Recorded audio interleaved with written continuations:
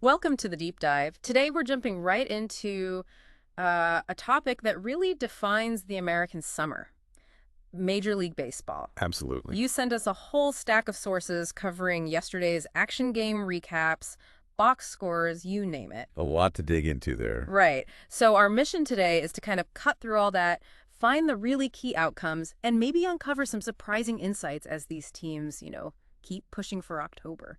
It's a great snapshot, isn't it? One day's worth of games tells you so much. It really does. And what stood out to me yesterday was just the sheer variety. I mean, you had dominant pitching performances, you had these high-scoring slugfests, Yeah. and those nail-biting finishes. It really shows how unpredictable baseball is. Any team can win on any given day. Totally. So we'll pull apart these results, see what they tell us about the teams, the players. And, what it means for the bigger picture, the playoff races. Okay, let's dive in. How about we start with the American League? There were definitely some strong statements made there. For sure. Like the Detroit Tigers getting a 5-1 win over the Tampa Bay Rays. That wasn't just a win, it felt like.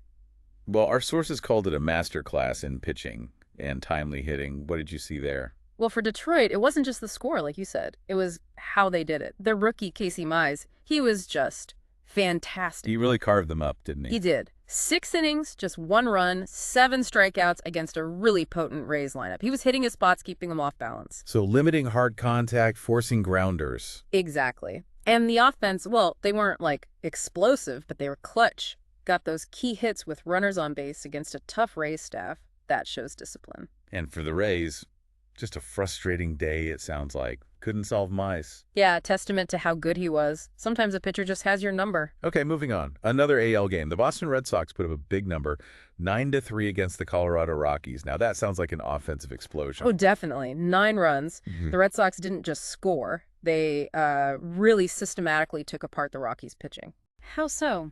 What did the sources highlight? Well, they attacked early in counts, used the whole field, lots of extra base hits.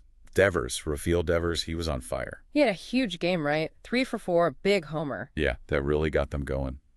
It just shows what they can do when that lineup clicks, top to bottom. And for the Rockies, a tough day for the pitching staff, obviously. Especially the bullpen, it seems. They just couldn't stop the bleeding. Maybe some defensive issues didn't help either. Right.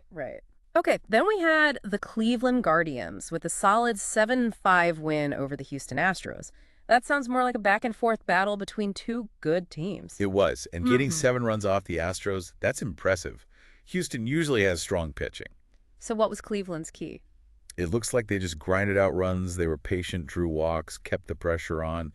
Sources pointed to a big rally in the 5th inning, a clutch 2-out double, that kind of opportunistic scoring. And the Astros, 5 runs isn't bad, but not enough. They couldn't get that really big hit, and their bullpen, usually so reliable, just gave up a little too much this time. makes sense.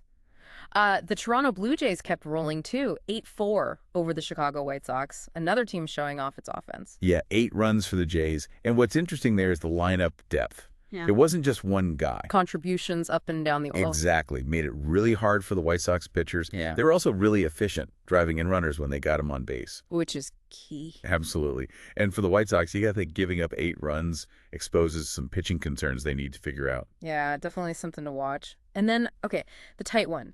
Interleague action, the Los Angeles Angels just sneak in by the Texas Rangers 6-5, the only game to go to the bottom of the 9th, sounds like. Real drama. Oh, a total roller coaster. For the Angels, pulling out a walk-off like that, especially against a rival, that's huge for morale. Talk about resilience. Seriously. Sources said they were down late, just refused to quit. Then, Luis Rengifo, maybe not the guy you'd expect, comes through with the game winner. Speaks volumes about their fight. And for the Rangers. Ouch. Oh, gotta be deflating. So close. Just shows you those fine margins in baseball, right? Closing out games is critical. Absolutely. Okay, let's switch gears. Let's talk National League. Some really compelling stuff happening there, too. Sure. Like the Miami Marlins, a pretty dominant 5-1 win against the Cincinnati Reds. What was the story there? Sounds like control. Total control. This was all about Miami's pitching and defense. Yeah. Sandy Alcantara, their ace. He was just dealing. Vintage Alcantara. 7 innings, 1 run. That's lights out. It is. He controlled the zone. That devastating changeup was working. Lots of weak contact, kept the ball on the ground, just shut down the Reds' power threats. So for Cincy, just couldn't get anything going offensively. Pretty much. Yeah. One run against that kind of pitching. Just a tough day at the office. All right, then we had the Kansas City Royals putting up 9 runs in a 9-3 win over the Pittsburgh Pirates. That's an offensive outburst, especially for the Royals sometimes. Yeah, maybe a bit surprising, but 9 runs is 9 runs. It felt like a real breakout game for them, hitting everything, multiple guys with big hits. Anything specific stand out? Sources mentioned their aggressive base running, too. Really put pressure on the Pirates' defense, didn't let up. And the Pirates? While giving up 9 runs, that points to some serious struggles on the mound that their offense just couldn't overcome. Okay, now for maybe the biggest eye-opener of the day. The Milwaukee Brewers crushing the Los Angeles Dodgers. 9-1. Wow. You just don't see the Dodgers lose like that often. You really don't. Yeah. That scoreline jumps off the page. 9 runs against that Dodgers pitching staff. That's remarkable. What was the key, did the sources say? It sounds like the Brewers just had a fantastic game plan. They were aggressive, attacked fastballs, made consistent hard contact. They got to multiple Dodgers relievers, too, which shows their lineup depth was really clicking. So a total team effort on offense. Absolutely. And for the Dodgers, well, it's humbling. A reminder that even the best teams have off days. And in baseball, anybody can beat anybody on a given night. Mm-hmm. Especially if the other team executes like the Brewers did. A wake-up call, maybe. All right, the Arizona Diamondbacks took care of business against the San Diego Padres, 6-3. Solid win there. Yeah, solid is the word. It showed Arizona can score runs and, importantly, keep a good Padres offense in check. So, good pitching performance. Seems like it. Their starter minimized the damage, kept the big bats quiet, forced them to string together singles, and the D-backs offense was opportunistic, got those 6 runs with timely hitting. A good, well-rounded win against a division rival. Got it. And finally, the San Francisco Giants with a 3-1 win over the Philadelphia Phillies. That sounds like old-school baseball, a real pitcher's duel. It absolutely was. Classic low-scoring game, defined by great pitching and just enough clutch hitting. Who stood out? The Giants starter, Logan Webb. Sources say he was brilliant. Held the Phillies to just 1 run, mixing his pitches beautifully, getting ground balls. Just masterful. And the Giants' offense did just enough. Exactly. 3 runs isn't a lot, but they made them count. Capitalized on their chances. Maybe 1 key hit made the difference. For the Phillies, just a frustrating day where they ran into a buzzsaw on the mound. Sometimes that just happens. It does. So, okay, we've gone through all the games. When you step back and look at the whole picture from yesterday, what jumps out? What are the big takeaways? It really did feel like a mini-season crammed into one day, didn't it? It really did. And I think the biggest takeaway is just that unpredictability we talked about. You had blowouts, like the Brewers shopping the Dodgers or the Red Sox just mashing. Yeah. But then you also had those really tight games decided by 1 run, like the Angels walk-off or the Giants shutting things down. It shows the whole spectrum of baseball. And those offensive explosions, they really stand out. Oh, yeah. The Red Sox, the Blue Jays, the Royals, and especially Milwaukee against a team like the Dodgers. It's a reminder of how powerful offensive momentum can be. When a lineup gets hot. It can feel unstoppable, right? Builds confidence, puts pressure on the other team's pitching, maybe exposes some weaknesses. But then on the flip side, you had those low-scoring games. The Marlins shutting down the Reds, the Giants and Phillies. That reinforces that old saying, doesn't it? It absolutely does. Pitching and defense win championships, or at least win you a lot of ball games. Right.